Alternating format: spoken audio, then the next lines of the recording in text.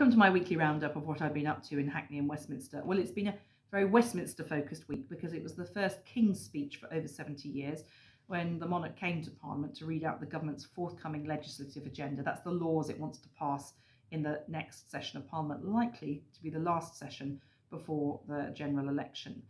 It was very thin, though. It's a real sign that the government's run out of ideas. The Renters Reform Bill rolled over from the last Parliament, so some welcome changes there, though some bits I think still missing.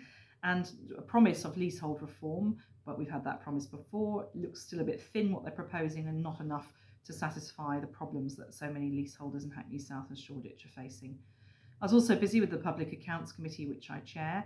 We looked at the whole of government accounts. That's the balance sheet of the nation, and we discussed this with Treasury officials. It's really worth looking at if you want to know how your tax money is being spent.